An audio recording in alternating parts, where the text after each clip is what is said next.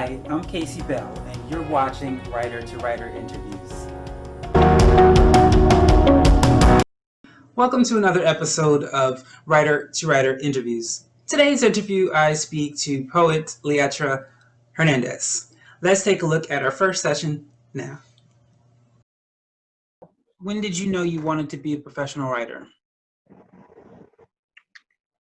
I would say after I moved to Texas, but I've always written. I started writing poems when I was in junior high, and I always knew, even then, that I wanted to write a book. I just didn't know what else would come after that. So once I moved here to Texas, I knew that I was probably well on my way to doing something professionally with it, especially after I got into working in broadcasting. Broadcasting just helped me know more what steps I wanted to take as far as my writing went. Okay. All right, so the poem that you sent me, explain the inspiration behind it, and yes, so explain the inspiration behind the poem.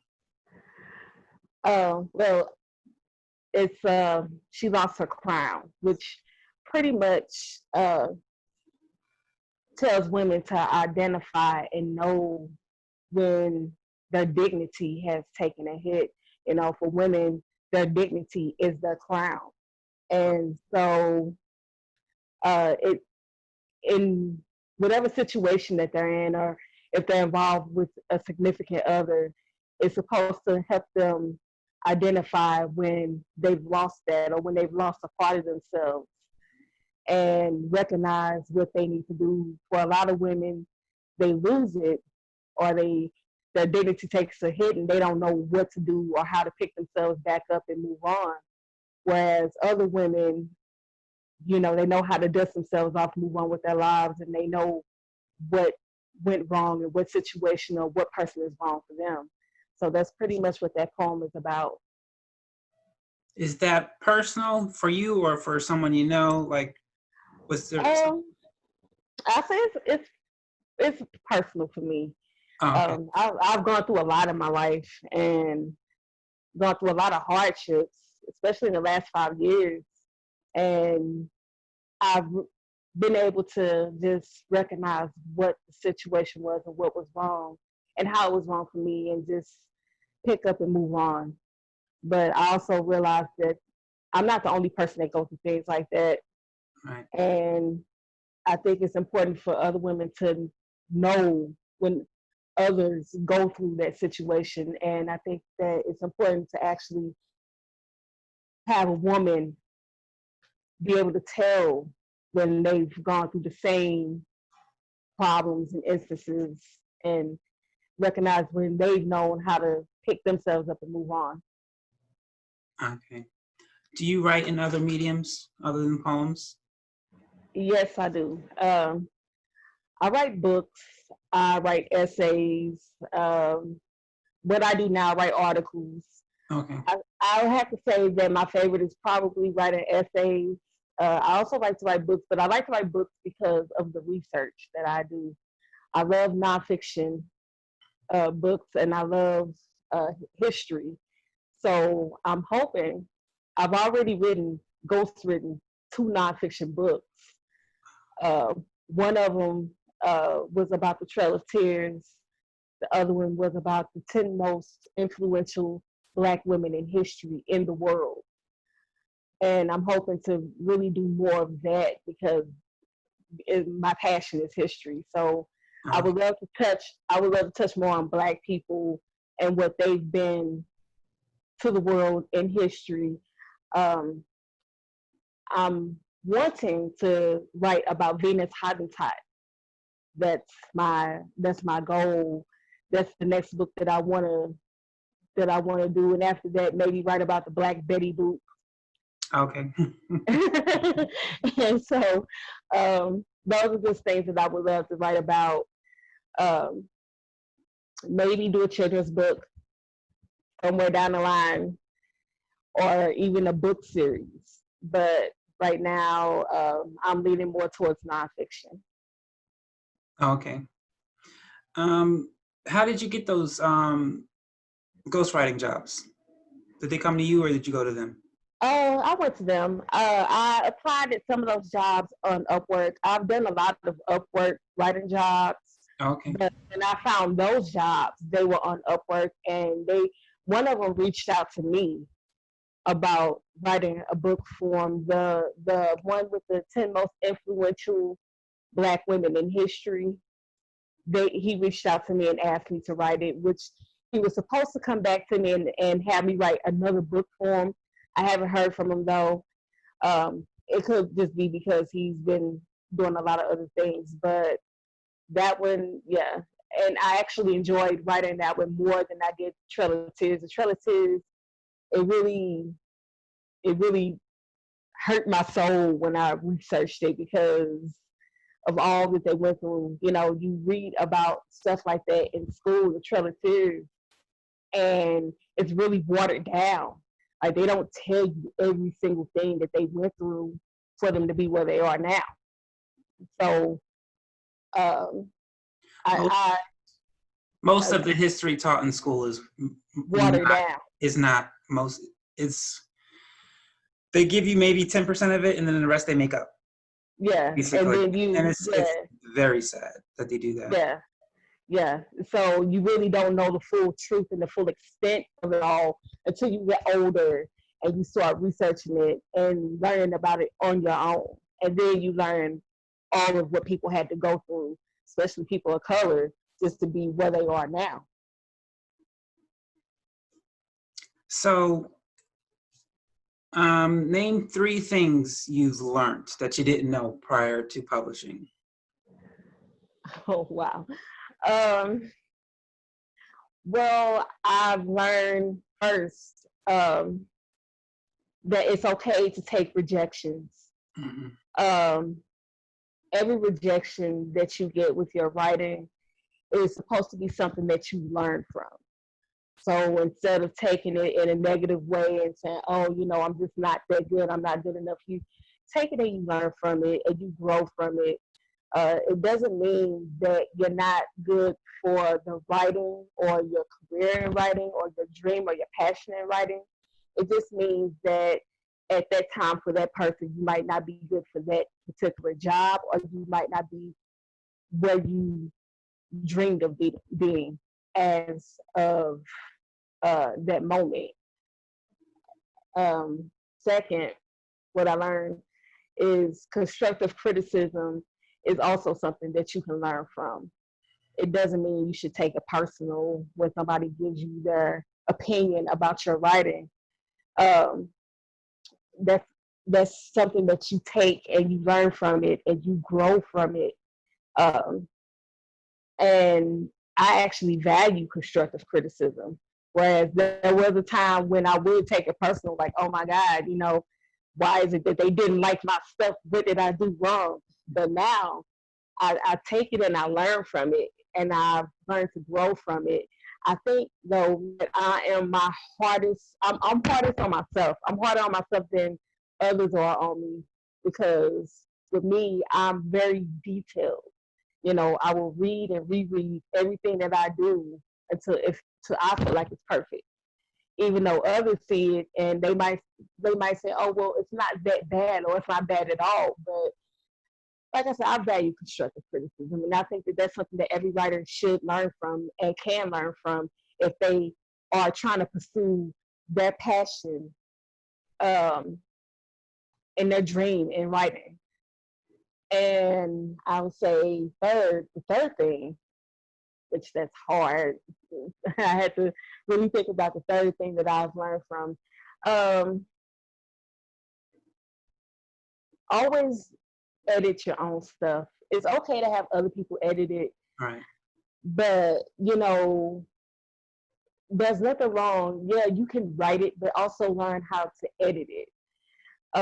Go back and read your stuff. Don't just always depend on other people to read your stuff for you. Go back and read it out loud. Um, I know when I was in college, I had professors always tell me that the way that it sounds in your head is not the same way it's going to sound out loud when you read it. So always read it out loud and, tweak it the way you want it to be tweaked before, and edit it before you send it in to someone else to edit it for you. Mm-hmm.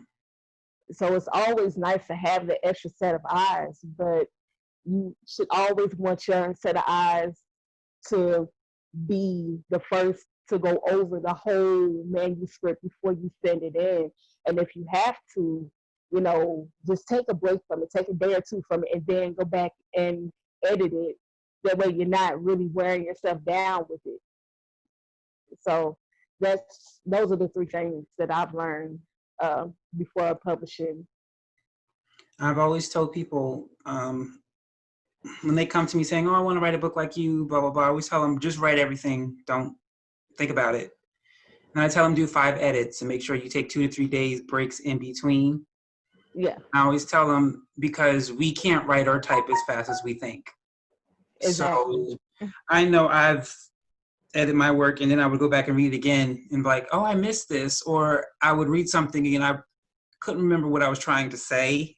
And I would have to go back. And I would always tell them, don't worry about editing it while you're writing it because you'll get frustrated and you'll Exactly. quit. Exactly. And, you'll be amazed at everything you missed the first time you edit it. Yeah. And exactly. then the second time, and then the third time. And I always say by the time you get to the 5th time, then you should copyright it and then send it to an editor, because even though it's the editor's job to edit it, if it looks really bad, it's gonna look, you're gonna have a bad reputation. You know what I mean? The editor themselves, especially if you're sending it to a publishing company. Exactly. It's gonna be like, no, this is horrible. And so I always tell them, do 5 edits and take 2 to 3 breaks in between. So you're, yeah. and every time you'll see things differently that you didn't even realize was there the first time around. Yeah, exactly. And I mean, when you take the break, take a real break. Don't Right. take a break and still think about it. Just take a real break and just take your mind off of it and then come back and look at it and read over it. Because, if you take a break and you're thinking about the book the entire time while you're taking a break, you're not really taking a break. Right. So, I mean, you just have to do it like that. And that way, when you come back with a fresh set of eyes, everything is fresh. So. All right, last question. So if you could have lunch and dinner with one poet, dead or alive, who would that be? Whew, I had to really think about that one. I would have to say Langston Hughes. Okay. And I say him because at the time when he was writing, he was doing it at a pivotal time when Blacks were really discovering who they were. Even though slavery had been over with for some years, they were just coming into their own voice. He lived during that time of the Harlem Renaissance, where Black literature, Black art, Black music was really taking a stand, and Black people were really discovering who they were. It was appreciated. The Black voices were appreciated, which I think that's why it was easy for other writers like Maya Angelou and Nikki Giovanni to really just come in to play and do their own thing with their writing. It was just, at that time, I feel like that was the best time. It was the worst time also because, you had a lot of racism, but it was also the best time to be Black because that was the best time. That was the time when everything artistic was appreciated that came from the Black culture. Yeah, it definitely led the way for art after the Renaissance. Yeah. Not just writing, but performing arts, like everything. Yeah. The Renaissance, Harlem Renaissance, really, we wouldn't be where we are today without it. Exactly. It just helped us identify ourselves. And, before then, you had to really question who you were because you always had somebody who wasn't Black telling you who you were. Right. So I mean, I think that really helped shape us and mold us and help us create our own culture. And, even now with the music now, you can kind of, I guess, kind of push it back to that with identifying who we were and how we came to be. Because even now, all our culture, even though a lot of people don't want to admit that they love our culture, you have people who are trying to be a part of our culture and Right. identify with it.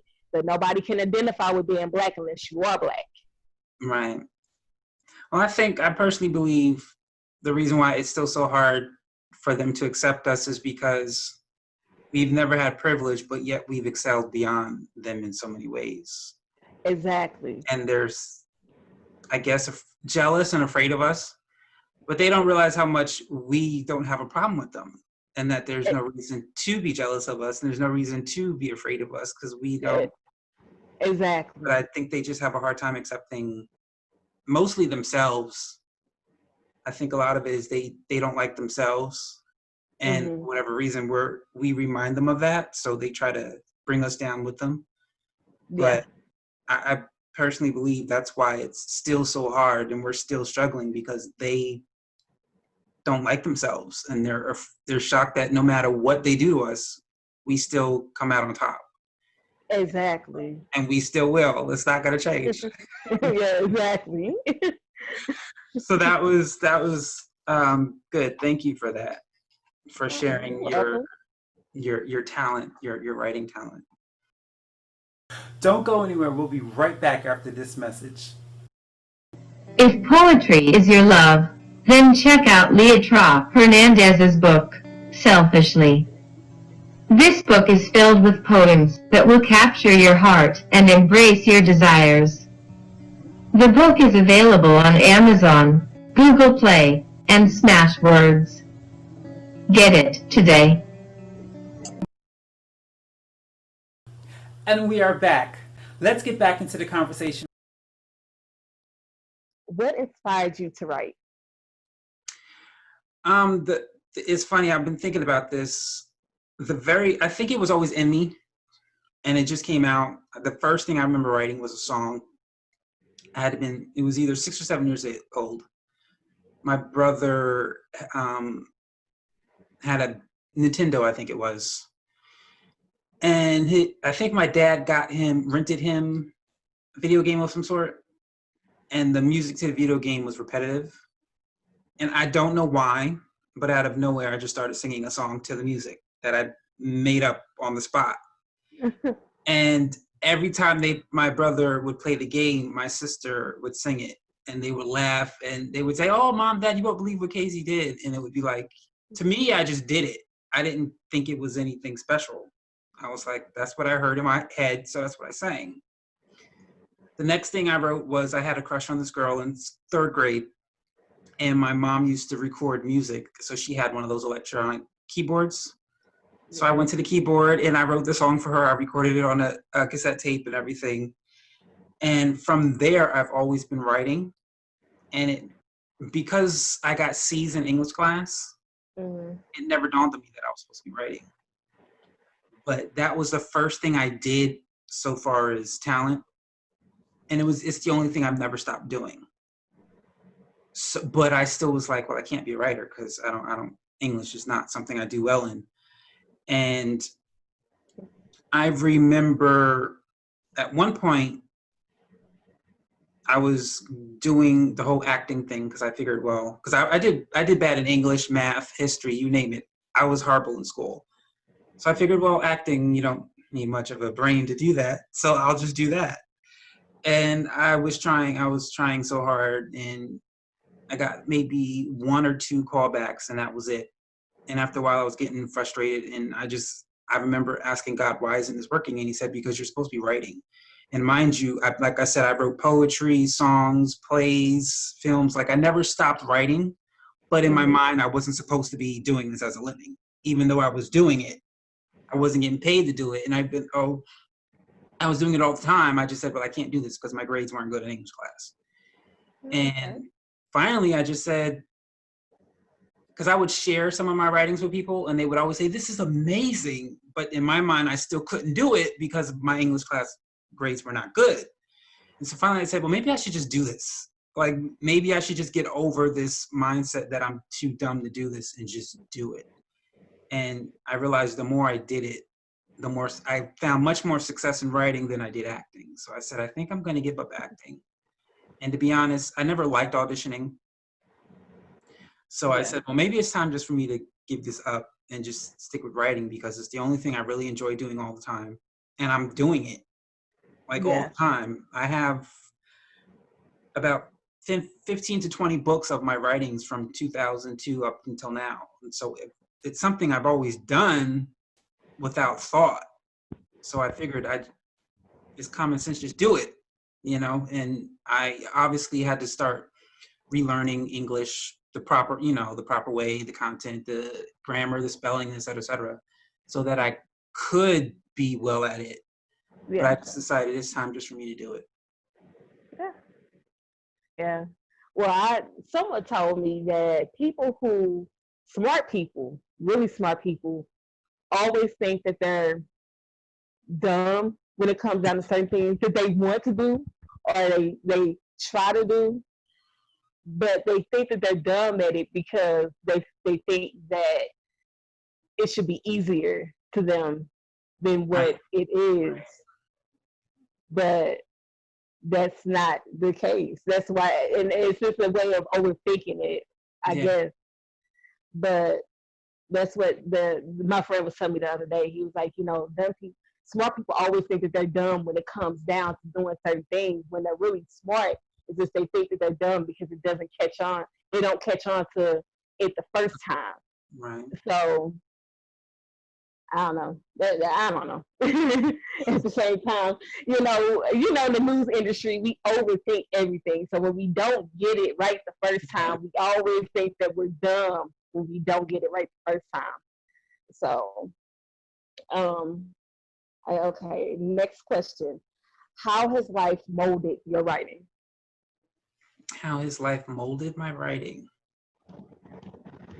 Wow. What do you mean by that? Like, I mean, what major life events can you say helped you come into writing, if any? Have there been events in your life that has pushed you to write more or blocked you from writing?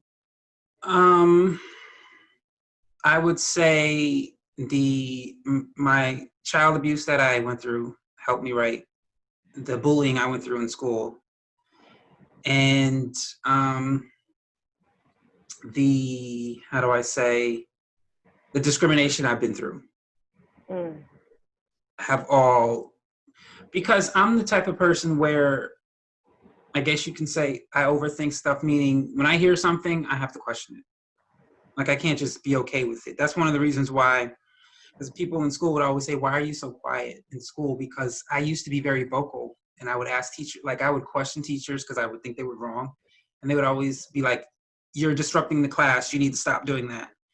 But they would be legitimate questions. But I think because the school system does a lot of lying, they didn't appreciate me questioning them. So Yeah. that's the point to where I just stopped talking, because I felt like, well, if I can't ask questions to get the truth, then I'll just shut up. And I started writing more because I felt like, well, if I can't speak, I might as well write. So I would say, school definitely caused me to write more. And then, because every time I felt like when I was being bullied, I would go home frustrated and angry. I would write about it. If I felt, frustrated with the things that happened to me in my past, I would write about it. And so I would definitely say me just questioning everything and looking back. Like, I wrote this play called The Day the Rainbow Broke Up. The reason why I wrote it is because I remember logging out of an email, and the website, as soon as you log out, gives you the current events. And it was some white boy did something stupid to a black boy, And I just said to myself, humans are kind of dumb. dumb would it be if the colors of the rainbow broke up because of, racism, whatever. Mm-hmm. And that thought made me write the play. And so that's what makes me write. When I see something that doesn't make sense to me, I just think about it and I go, that doesn't make sense because, and then I go, that's a book, or that's a play, or that's something. That's a Yeah. poem. And so that's, yes, definitely everything I've ever written came from a thought of me looking at something and going, that doesn't make sense. And then me writing about it. Okay.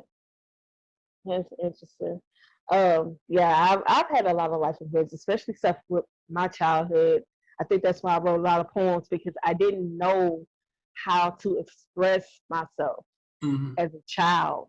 Um, with my childhood, it was definitely hard just to be a kid.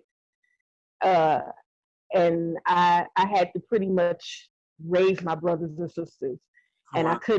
I couldn't complain about it. It's 12 of us. Oh, my goodness. Yeah. Oh, my goodness. So, and I'm the oldest, so I couldn't complain about anything that involved me taking care of them or involved me just being a kid, because I felt like I wasn't allowed to be a kid. Mm-hmm. And when I did have a small complaint, I was immediately just shut down. So I think that's what really pushed me into writing, because after that, I really didn't know how to express myself. And the only way I knew how to express myself was on paper, which made, to me, was not just easier, it was more relaxing. Mm-hmm. Because anything that made me angry, anything that made me upset or even happy, I knew how to put that on paper, and I knew how to do it more so than I did emotionally outward, which is even like that now. I don't know. I mean, I can express myself, but to me, it's always easier to do it on paper. I usually So, can't. It's funny though, because I can write a full book in like 2 days, but then when you ask me a question, I'm like, can you give me a week to think about that answer? Like, I literally. yeah, exactly. Someone actually, someone wrote a book and she told me to review it for her, and I looked at it and I said it was good. Like I said, it was good, blah, blah, blah. And then she responds going, well, was it this? Was it that? Was it this? And I was like, oh, you wanted me to go into details. But I can't express verbally, but I can write anything. Yeah. And it's just like, I don't know why. Yeah, that's me too. Depending on the question, I have to take some days to think about it. And then when I respond, it's like, okay, I've had time to think about it.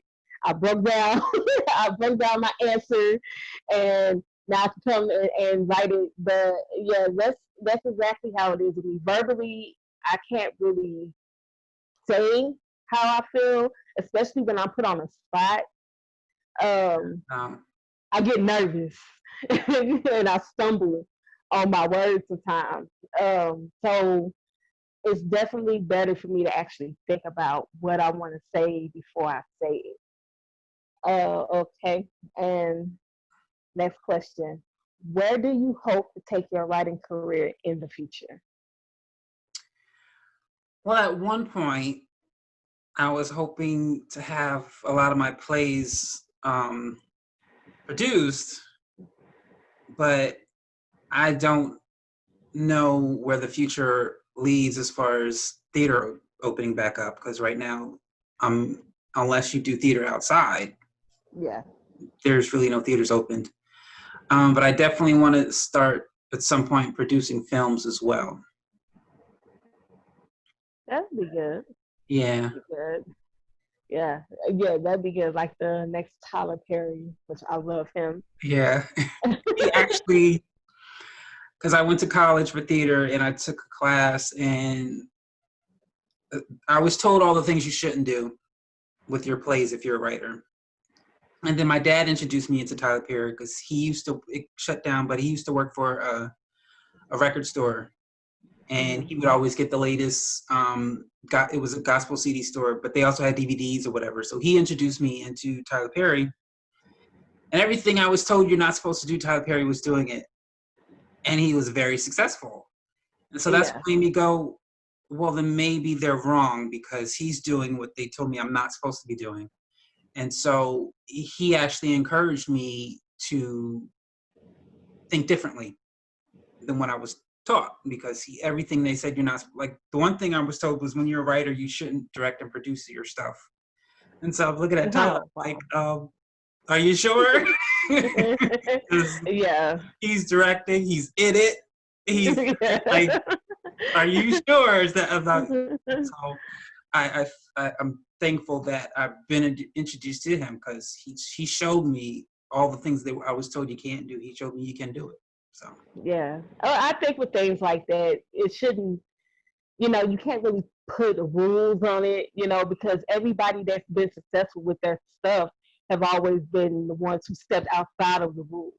exactly. If you think about it, yeah, they may have taken some things and little bits and pieces of what they've learned along the way, but those who have been truly successful, like Tyler Perry, Spike Lee, uh, John Singleton, they've taken their they've gone beyond the rules, and Yeah. they've broken and they've bent the rules to and become successful with it. So I don't think you have to stick with every single thing. I think when people teach classes, a lot of times it's in their mode and what they think. They don't, a lot of times I don't think they push people to be their own person, which is sad, because in a way, when you think about it, you're not pushing them to have their own voice. You're pushing them to have the voice that you think that they should have. Right. Well, I've been in the art world, both fine and performing arts, and there are thousands of rules. And one of the things I learned, the only rule to art is keep it legal. Yeah. That's it. Exactly. That's it. Exactly. Just keep it No, legal. no plagiarism. And that's really it. But every artist is unique, so there shouldn't be a template of what you should and shouldn't do. And I don't Exactly. understand why people still do that, because there's been enough evidence to prove that you don't have to follow every single. There really shouldn't be any rules, period. But yet people keep making rules. I don't get it. Yeah. I mean, yeah, and it goes back to saying that you're trying to block somebody else's voice in their own unique way. Yeah.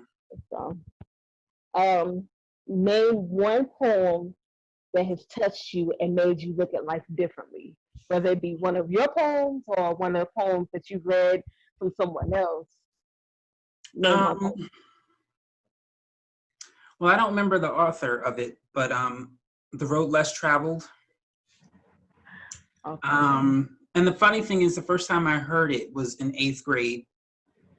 And that's when I proclaimed that I would never be a writer, because it was sitting behind me was my best friend, and he was like an A student, and every class he was in, he was always in someone's honors class, which is why I didn't understand how we were in the same class together.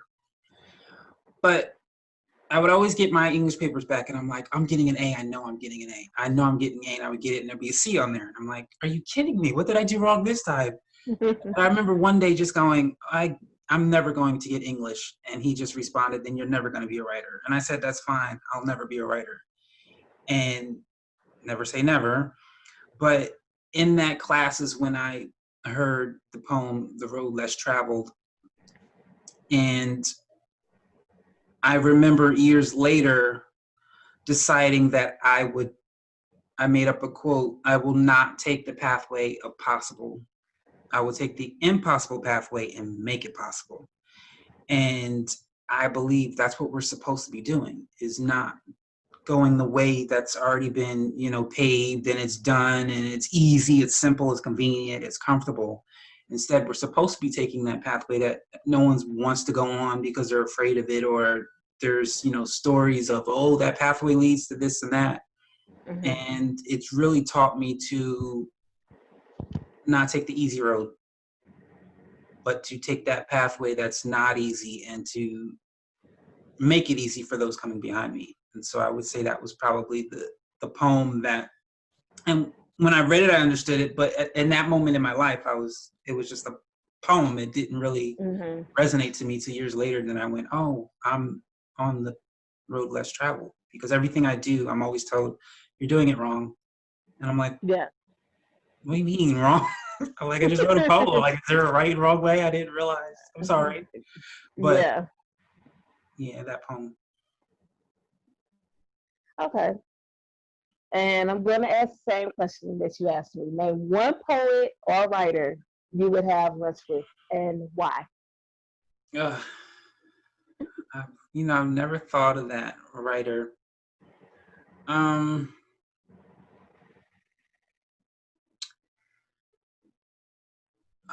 Goodness. That's a good question. I've asked that question so many times to other writers, and I never thought about it for myself. Um, It's hard to think about it. it You have, is because you have, there's so many of them, but then the question is, what do you ask them? exactly. And why are you asking, and what's the purpose of it? And but I would say probably I would say poet Maya Angelou, only because I know that she grew up during a time when everything was wrong with her. Not only was she Black, but she was a woman. Yeah. And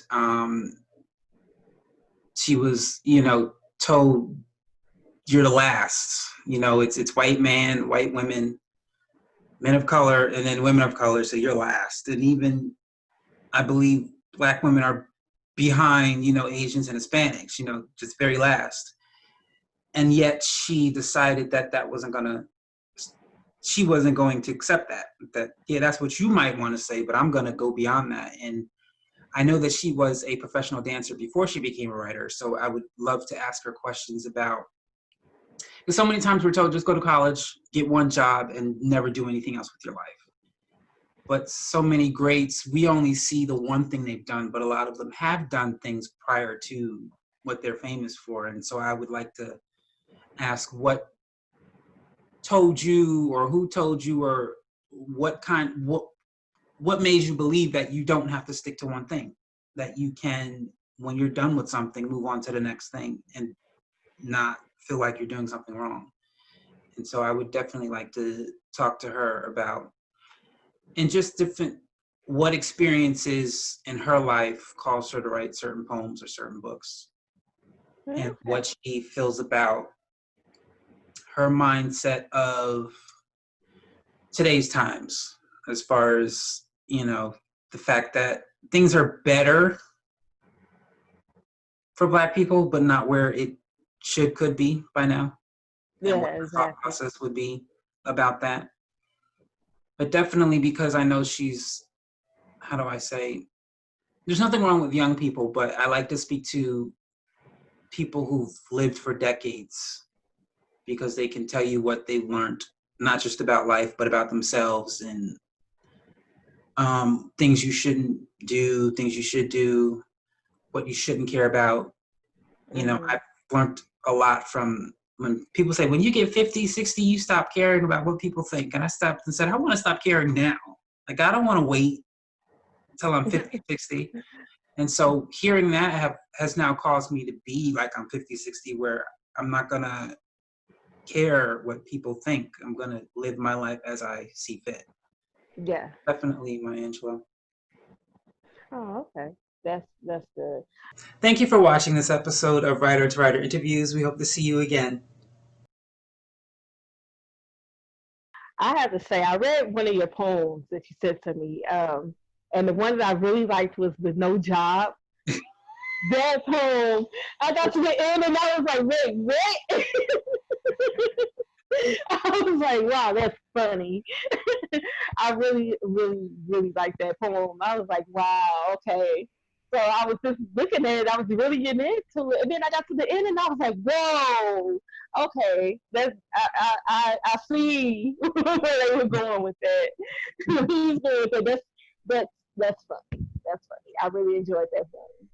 I figured you would. I'm sure, because I remember here. I think I was reading or hearing something, and I know a lot of men believe that once you're married, she's supposed to do that for you, but by nature, that's not something. I mean, if she does it because she wants to, that's her business. Yeah, But by nature, that's not what the mouth does. It's for food and drink. That's it.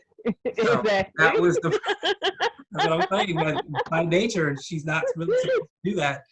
So don't expect that, because that's not, and one of the things I hate, I won't even say her name, but if I say this, everyone's gonna know who it is. She's used to say to keep your BJ a day keeps your divorce away, or something like that. And she's I heard divorced. that dude. I've heard She's that divorced before. now. Yeah. So it's like, that should tell you something. That Yeah. Exactly. I've heard that before, and I forgot who I heard it from, and I've heard it before though.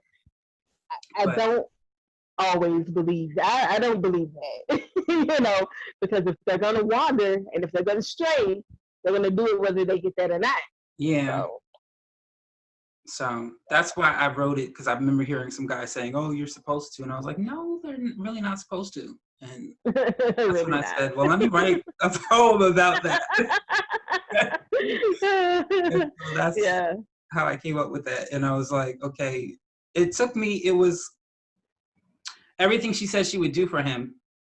It just like came out of my brain, and it rhymed, like it was rhyming perfectly. Like I didn't even have to try hard to do it. And I was like, now it's time to get to the climax of the poem. And I was like, what do I call this poem? And I was like, no job. There it is. That's it. Yeah. So. Yeah, I like that one.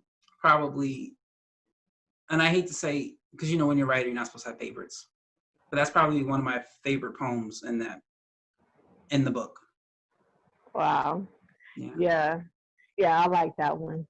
I mean, I read all of them, but I was like, wow, okay. Like, okay, yeah, I like that one. So. Okay. Well, thank you for your time. And thank you for taking the time to talk to me. This was interesting. I was a little nervous at first because I don't really talk about my work that much. But yeah, I enjoyed this. This was fun. How long have you? Well, when did you start? What year did you start publishing?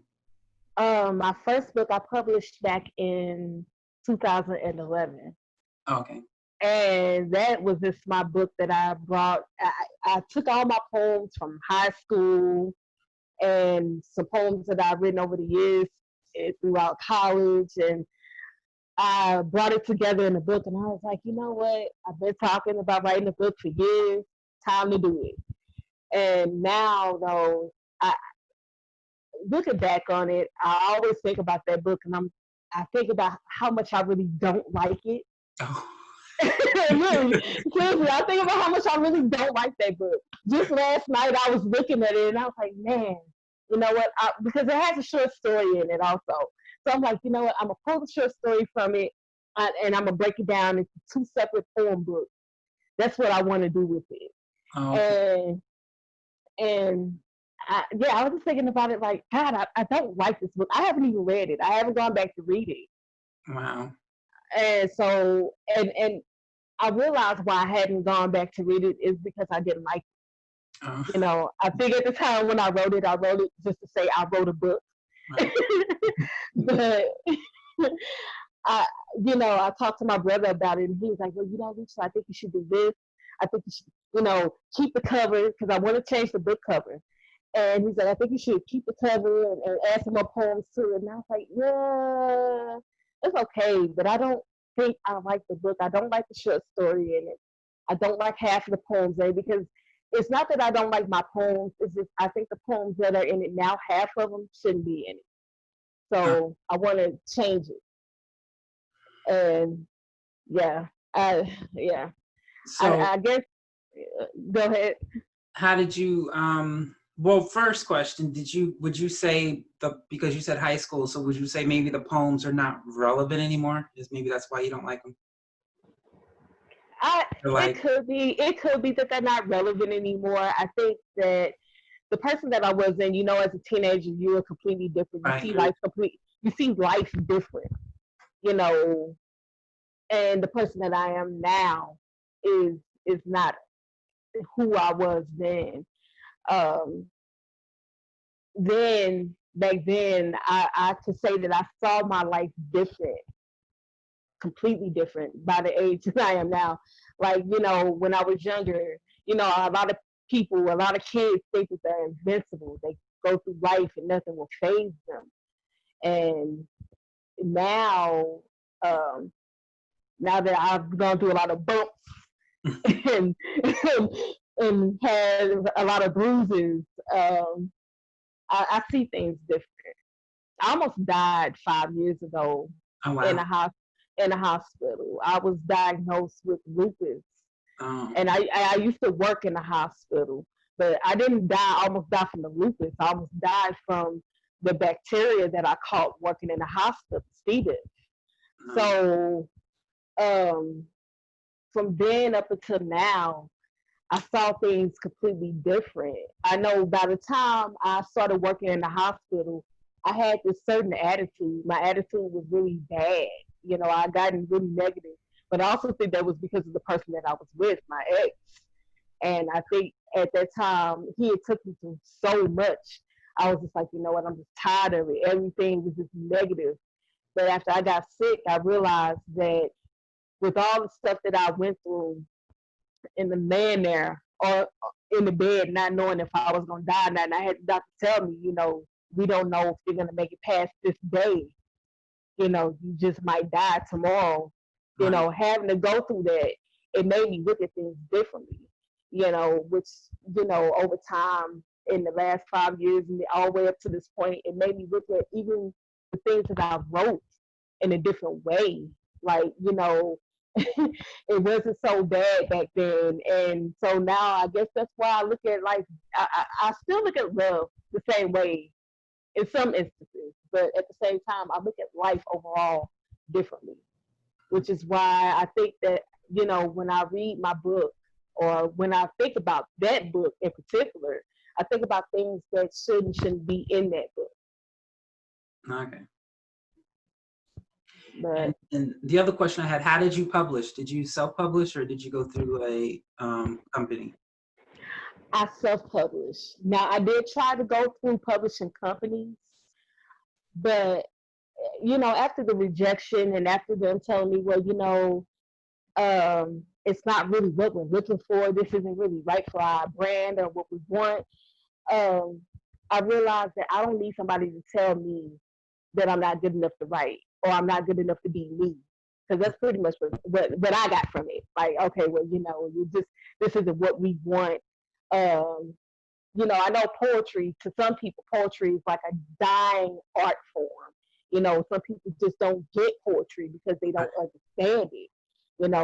We're reading somebody else's emotions. So it's hard for them to understand what that person is saying when there's so much emotion on the paper. And, whereas some people, they express themselves and that's the end of it. And they know how to express themselves. Poets and writers are different because for us, it's complicated at times to express or say how we really feel. So I think that self-publishing for me was an easier way to go than publishing because I can't have somebody else tell me that my work or my writing isn't good enough. I accept the rejection. I learn from it, but it doesn't mean that I have to take that on and that's the final word. Like, okay, well, you can't be a writer because I say you can't be a writer. Yeah. I've thought about, because I self-publish and I thought, well, maybe once my books become bestseller, I'll go through a company. But I'm hearing too much negativity about it. Apparently there's not that much money in it. Like when you sell books, you don't get much back. And then they give you an advance, but apparently you have to pay it back. Oh, I'm wow. like, well, that doesn't make sense to me. And so now I'm like, and also you can have the best book in the world, but if there's something they don't like about it, you have to remove it. and or if they don't like something, you have to change it, and you basically have to compromise what you want in that book for the sake of the publisher. And so, I mean, I guess the only good thing about it is they do all your marketing for you. But if I have to not write the way I want and I got to pay you back the advance, Yeah, I know that's exactly. something I want to do. Yeah, that's not an advance. That's a loan. Exactly. I was listening to because I knew you'd get an advance, but I thought that was it. You just keep it. And then I was listening to a podcast of someone who said he wrote a book like 10 years ago and he's still paying off the advance. Oh. I'm like, what? Oh. What are you talking about? Are you serious? You mean you paying back some of this? So I'm like, no, I don't think I'm going to go that road anymore. No. I've learned a lot over the years from self-publishing. Like even when I did it 10 years ago with my first book, I know all the resources that they have now with like the marketing, like the book tours and the all that stuff wasn't available back then. So now when I self-published my third book, this book now, Selfishly, I've seen all the opportunities that there are. And even coming across the stuff that I've come across, I'm like, well, I'm better off doing my own marketing. I don't need a publisher for all that. I could just do my own stuff. I get to research who I want to research and go through who I want to go through and decide what it is that I want to do with my book. And I don't have to worry about, what I have to take out of it. If there's a poem in it that somebody doesn't like, or if the cover is not what they imagined, or if my voice isn't loud enough. I mean, that's what I like about self-publishing, because you don't have to worry about somebody else telling you what to do with your stuff. And I heard some of the same rumors about publishing, like that's not really where it's at. I also heard that if you don't know, you have to, I guess, know somebody who knows somebody in that world to actually be a part of that world, or you have to be a friend of a friend to actually get your name in the publishing world, in traditional publishing. And I think that's why I like self-publishing, because you don't have to know all these big name people to actually be a part of that world. Right. I mean, you might have to start at the bottom, but at the same time, once you make it big, or if you ever make it big, you'll be able to say, well, I did it all by myself, and I didn't have to know all these big name people to do it. I did it, and you appreciate it more, I think. Well, I also think it's good because you don't have to worry about, 10 years from now. Do you remember when I did this for you? And now they come in, it's like, yes, I do. I thanked you back then. Wow. 2 years later, they come down the line when you got your bestseller, and it's like, well, I was there when you wrote your first page. I was this person who was your inspiration, or I inspired you to write that. I mean, you get inspiration anyway from what you write, depending on what you're writing, but you don't have to have people that are having a handout the minute your book goes New York bestseller, or on that bestseller list, or even if it's not on the list, but you become well known. You don't have to have somebody there telling you, well, I was there when you did this, and I helped you do that. Mm-hmm. But to purchase Leatra's book, Selfishly, go to leatrahernandez.mystrickling.com. To purchase Casey's book, Poems from the Other Side, go to authorcaseybell.com. Thank you for watching. Hey! Are you a writer, a songwriter, a playwright, screenwriter, author? You write articles, poetry. If you're a writer, I want to sit down and talk with you. Go to my website, authorcaseybell.com, and click on Writer to Writer Interviews for more information. Don't go anywhere. We'll be right back after this message.